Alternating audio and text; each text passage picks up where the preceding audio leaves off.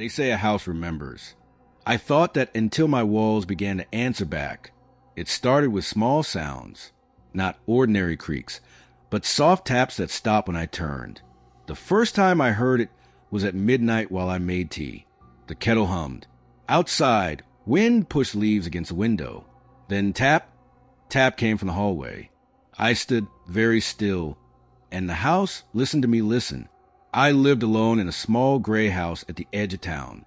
I moved there after my father died. The rooms held his traces.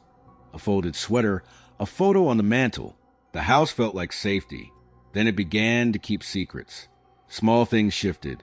A child's toy lay on the stairs, though I had no child. A coat I had hung in the closet appeared draped over the banister. The thermostat dropped without warning. I blamed fatigue and grief. Then I found writing. Notes appeared inside drawers and on the pantry door. Help. Stay. Sorry. Sometimes a name, Martin, written in hurried letters. The ink looked old, as if someone had waited years to plead. I tried to wash the words away. Water blurred them, but new ones showed up elsewhere. Night changed the house. Light benzo corners kept their own shadows. Mirrors reflected halls that looked almost right until an extra coat showed in them. In the attic, I found a child's shoe tucked behind a trunk. It was clean and dry. I pressed my palm to it and felt a cold that was not weather. I avoided the basement. Basements hoard what we hide. Mine smelled of damp paper and cold metal. A single bulb swung from a braided wire. One night the pantry held another message. I unlocked the basement and went down. Shelves leaned like tired backs. In a far corner sat a rocking chair I did not own. It rocked with no breeze. A blanket lay over its back. When I lifted it, I found a leather journal tucked in the curve of the chair. The first page read Martin. The handwriting matched the notes. The entries began like lists, dates, and careful lines, and then unraveled into long pages that trembled with fear. Martin wrote the house listened. He wrote corners want to be fed with memory. He wrote of promises that weighed heavy. At the bottom of one page, a line repeated. I tried to close it. The word stopped the day a door was painted shut. Martin's final line said the house did not like being closed. I found that door behind boxes. It was painted the same gray as the wall, so the seam hid like a scar.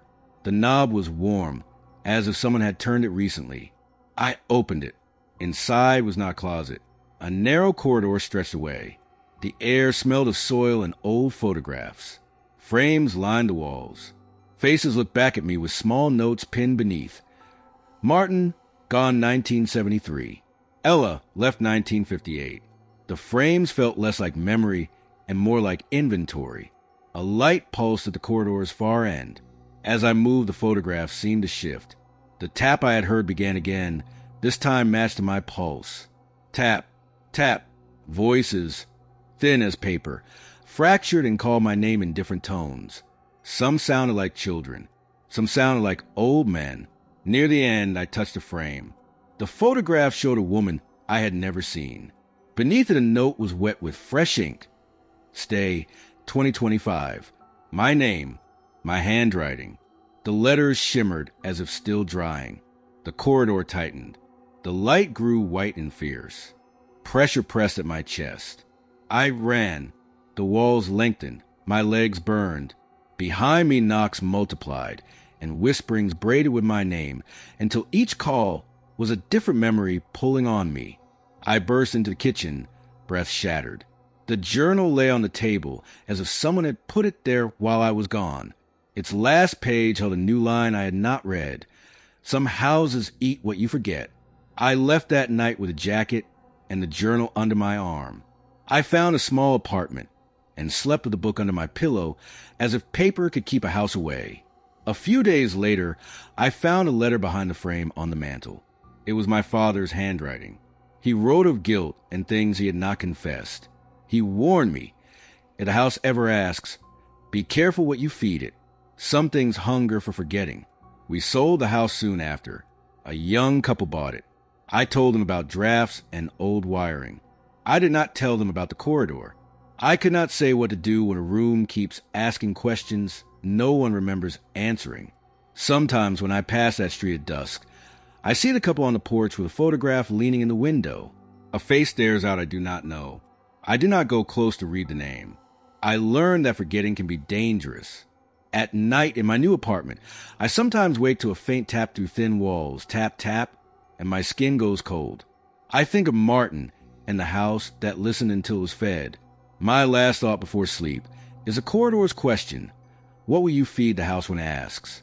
Sometimes, late at night, I open the journal again. New lines are there sometimes, written in a hand that is not mine. They are small observations, like a house taking notes. The sound of your shoes, the song you hum, the names you forget. Once a sentence appeared that I did not write. We remember for you. I closed the book then and wrapped it in cloth. But I cannot stop wondering which memories belong to me and which the house kept for itself. Memory, I learned, is a dangerous custody.